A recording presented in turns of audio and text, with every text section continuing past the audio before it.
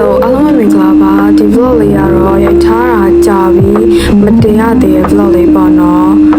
သွားတာတော့ရုပ်ရှင်ကြည့်ဖို့လောက်ပဲပေါ့နော်အဲ့ဒါပိုက်စားပါရင်လည်းထမင်းလဲဝင်စားဖြစ်ပါတယ်ဘာစားခဲ့လဲဆိုတော့တငယ်ချင်းကကြတော့ကြက်ပင်စိမ်းလေးနဲ့စားခဲ့ပြီးတော့စုကကြတော့ပဇွန်စီထမင်းကိုကြက်ပေါင်လေးနဲ့ပါခဲ့ပါတယ်အရသာလေးတော်တော်ကောင်းလို့recommend ပေးပါရရှင်အဲ့ဒီတုန်းကကျောင်းသားကပါလို့ရှိရင်10% off နဲ့ရတယ်ဆိုလို့စိတ်လဲဝင်စားပါတော့ဆိုတော့အရသာလေးကလေတော်တော်စိတ်လေးနဲ့သူကကြက်ကြော်လေးနဲ့ဆိုတော့လိုက်ဖက်တယ်လို့ပြောရမယ်ဟင်းချိုလေးကလည်းကြတော့ကိုယ်အကြိုက်ပဲဆိုတော့100% recommend ပါပဲတော်လေးကိုကောင်းပါရရှင်သူ့ဆိုင်မှာကြတော့ထိုင်းစားတာတော်တော်များများရတယ်ပေါ့နော်သူကထိုင်း restaurant လိုပုံစံမျိုးလေးချန်ရှင်းစကွဲရဲ့3ထပ်မှာပေါ့နော်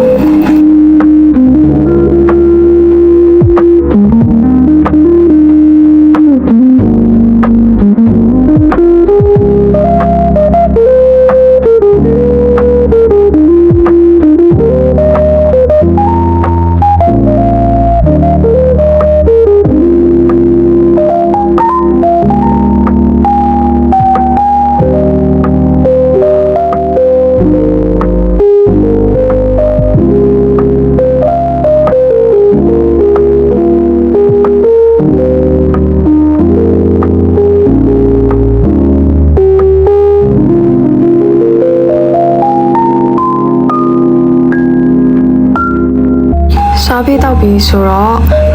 safari လေးဆွဲလိုက်ပါတယ်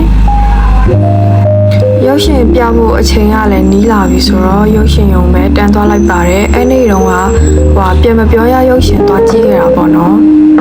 နည်းနည်းစိတ်ဝင်စားဖို့ကောင်းပြီးတော့သူကကြောက်ဖို့လည်းကောင်းပါတယ်ပြီးတော့နောက်ထပ်အဆက်နဲ့ပြန်ကြည့်အောင်မယ်ဆိုတာကြီးကတော့တိတ်ပြီးတော့မကြိုက်ဘူးပေါ့နော်သူ series ကို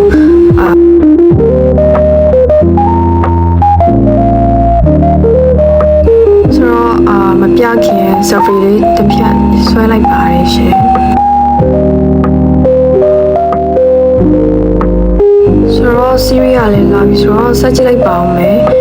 အားလုံးပဲအဆုံးထိလိုက်ကြည့်ပေးလို့ကျေးဇူးအများကြီးတင်ပါတယ်ရှင်နောက် vlog တွေမှာလည်းပြန်တွေ့ကြပါမယ်နော်အားလုံးပဲ see you guys bye bye